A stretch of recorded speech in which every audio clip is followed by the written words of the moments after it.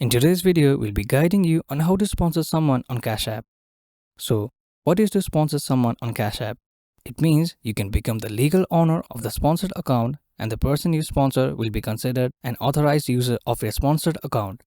Now, to get started, open the Cash App on your phone.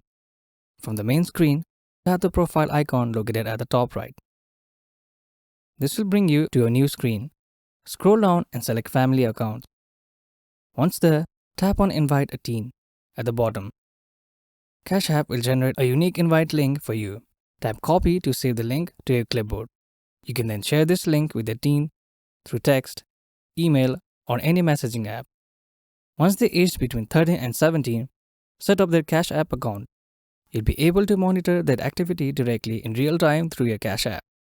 And that's how you sponsor someone on Cash App. Thank you for watching. If you find this video helpful, please don't forget to give it a thumbs up and subscribe to our channel for more.